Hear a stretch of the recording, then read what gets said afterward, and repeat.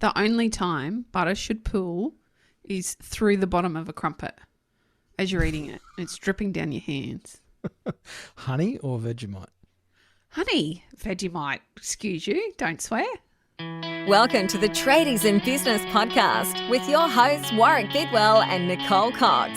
Divert your phone and grab a brew as Waz and Nick unpack tips, tales, secrets and stuff-ups from guests both inside and outside your trade, helping educate and inspire you to break the cycle of gut-busting and money stress and create a true trade business. G'day, listeners, and howdy hody, Mrs. Nicole Cox. Howdy hody, Mr. Warwick Bidwell. We have not enjoyed a break from the podcast. We haven't. It was high stress time. We didn't take a break because we were having a lovely, daiquiri sipping break by the pool. That would be nice. Because neither of us have pools. No, we don't. So we can't sit by our pools in spring. I have a stream and a water feature, but I can't swim in either. I could probably sit next to them with a daiquiri. There you are. There's a challenge for me for the weekend. It would look weird if I went and sat by my farm dam with a daiquiri. No, it wouldn't. Because the cows would come and moo at me and I'd probably get blackberry prickles in my feet. No, we've had a bit of a break from the pod, listeners. So g'day again. And nice to be back on the microphones recording, talking about crumpets. Oh, I love it. I don't eat those foods anymore. Neither. Because they don't like my body and my body doesn't like them. My taste buds like them. But that's where the love affair ends. I think you and I often have these conversations about the foods we used to be able to eat. Yes. That we no longer eat because it makes us feel a little satisfied just for a moment and then we can move on with the rest of our day. Yes. So are you a Vegemite man on your crumpet? I used to like Vegemite on a hot crumpet with lashings of butter dripping through. But I also like the honey thing, the sticky honey running all the way down your pinky and onto your wrist. The best. Fabulous. So do you like lots of Vegemite? Because I'm a scraper with Vegemite. I don't like lots at all. Oh, no, I was a thick butter, thick Vegemite. I haven't eaten Vegemite for maybe 10 years plus, but yes, I have fond memories. I have some fond memories that when I try and recreate them now with food and I eat the thing that I had the fond memory about, I'm like, yeah, no, that was a bit underwhelming. I'm not sure why I used to think I liked that so much. It's interesting, isn't it, how your tastes change and food develops, I think, too. It changes also. True. I think, a good pie has been very tempting to me for a couple of years now, and I still haven't cracked that nut. We'll have to wait. Oh, I used to smash a few pies in my day. Oh, I love a good pie. Anywho, we're not here to talk about food, listeners. We are here to talk about love affairs, though. Are we? Yes, Nicole. Tell me about your love affair. We're talking love affairs with Band-Aid solutions to problems. Oh, I think we're all good with a Band-Aid or gaffer tape if we make it trade appropriate. It's a bit of gaffer tape, isn't it? Bit of grey duct tape. Just put some duct Fixes tape on everything. that wound. And Duct tape and Sikaflex, you'll be right. Yep, I'm no stranger to Sikaflex. Well, as someone who's done a lot of renovations, you would have seen plenty of Sikaflex either trying to remove it from someone's shitty patch-up job and swearing and cursing the stuff, or contributing to that for the next person by using it to stick something back on. Love a bit of Sika. And no, we're going to talk love affairs with patch-ups and Band-Aid solutions in business. And I think a lot of people go looking for information to fix problems, but not in a long-term way. No. It's the bodgy patch-up job that we come across when we start renovating the bathroom in the old house that we bought. And it's like, oh, we'll just replace this panel. And then you pull it off and it's like, whoa, what were they doing here? Look at what they've hidden behind this lammy panel. And I may be describing my own bathroom here in Tassie. But yeah, those patch-ups in business.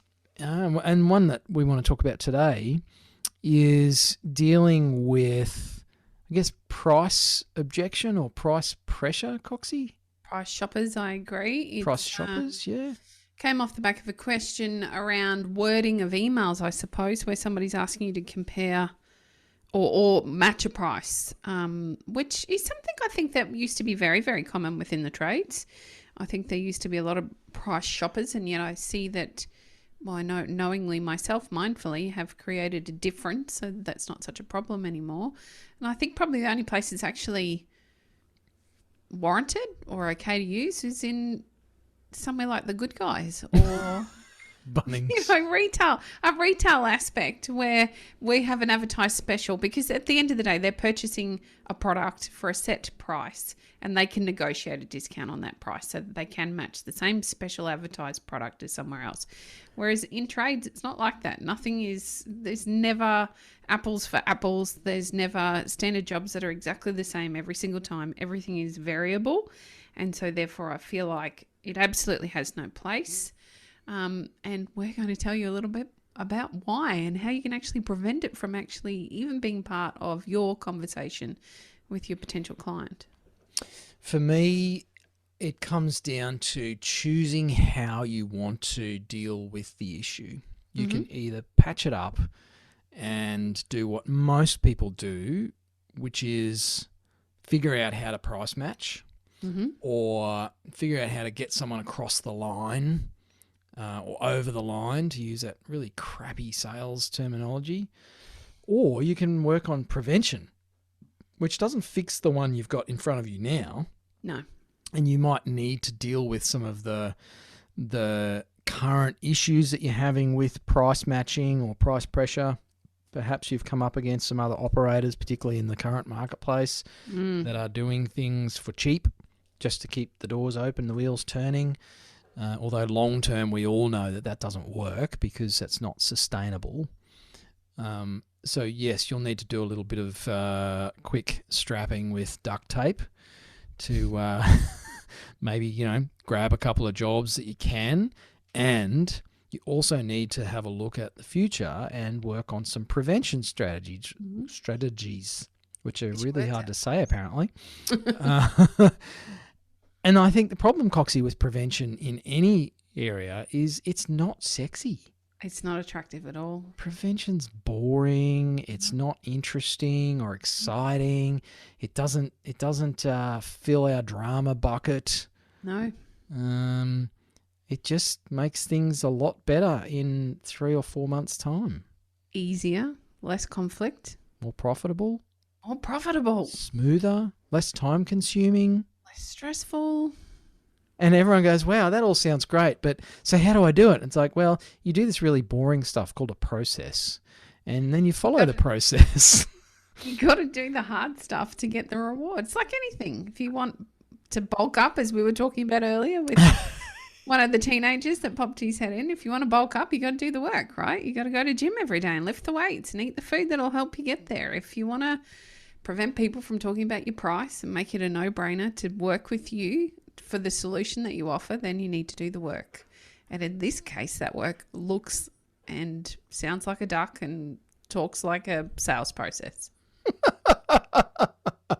What does it waddle like? A duck. And that, I think, is part of the issue why more people don't do this stuff, is it's not exciting, interesting, sexy, dramatic. It's not instant. You don't get instant feedback, although in some cases you can. But to set that expectation that this is going to solve everything overnight, it's a bit like Mrs. Woz and I have restarted our frequent, regular mobility practice each day, because apparently the calendar keeps going forwards for me.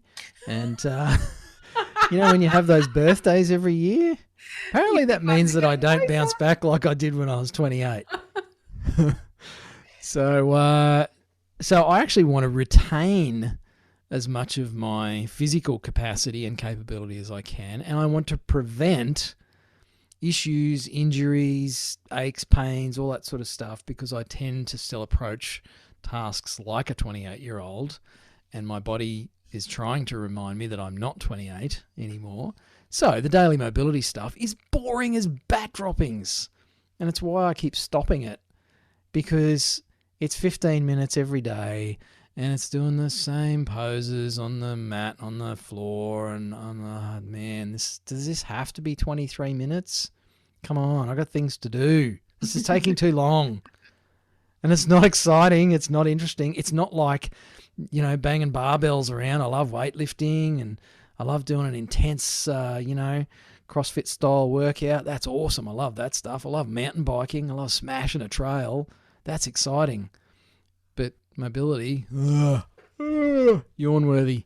And yet it's the mobility stuff that makes me feel great and prevents injuries when I do the other stuff. Right, and it gets you the flexibility that you need to be able to ride that stupid mountain bike course that has your knees up around your ears and falling into trees, etc. And perform better during that activity, though. Absolutely. The boring stuff actually helps us get more out of the exciting things. So, you do your boring sales process and your scripts and your email templates and all that stuff. It means you get more out of the sale. A lot of us business owners love the sale. We love to bring on a new client. We love the start, the design process, or the planning, or the proposal part of it, and starting the job. And most of us hate the back end, the handover or the finish off, all that frustrating stuff.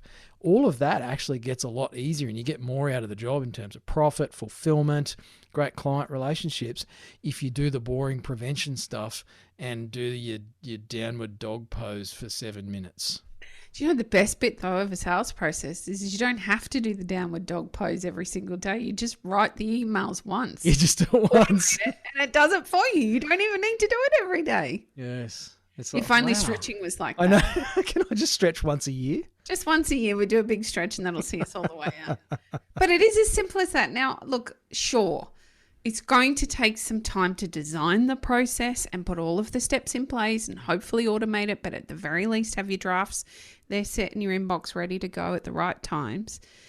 And once it's done, it's set and forget, and you can walk away and you don't need to think about it moving forward. And like any good system, it may take some tweaking as we work our way through it. And yet when they're done, they're done. We just follow the same system and we get the same result every time.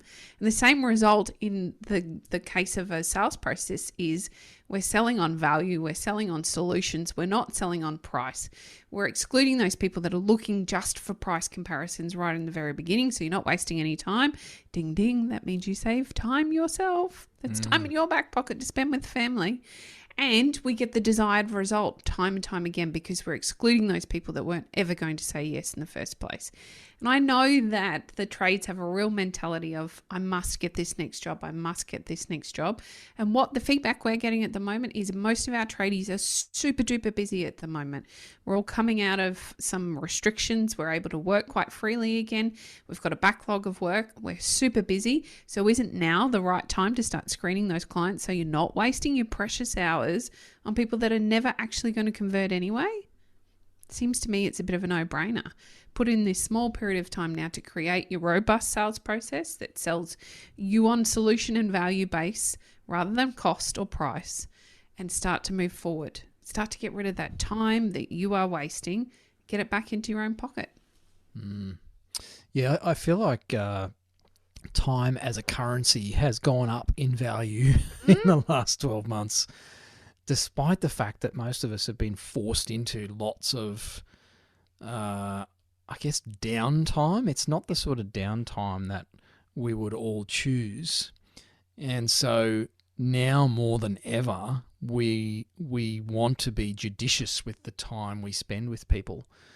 So as Nick's talked about, why would you spend time with time wasters, with the wrong clients, with problem clients? I've lost the ability to speak, Coxie. That's what happens when I stop podcasting for a couple of weeks. Been a while. So, more than ever, we want to avoid or prevent wasting time with particular types of clients, wasting money. Lots of us are under price pressure on materials and subcontractors and even staff, with wages. So we don't want to do jobs where we're flying a bit close to the wind. And all of that can be prevented for just one small payment of $9.99 and then 3 payments after that, and you get free steak knives, and it's all really easy, and you just dial this number and call Tim the Demtel Man. But in reality, it does come down to a few simple things in your business. It takes a bit of work, but it's not overly onerous. No. But it's not sexy. And I think I just keep coming back to, why don't more people do this? Maybe I don't know if it's because they don't know, Coxie, or if they don't want to know. Yeah, well, that's the choice they're making, essentially, isn't it? If they're not seeking out a solution, then they're choosing not to know.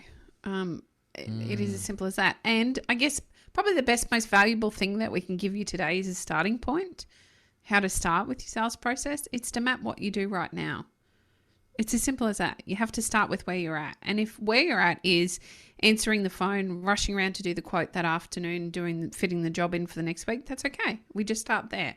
We write down those 3 simple steps. And then we start to build the process around the simple steps, the stuff you're already doing.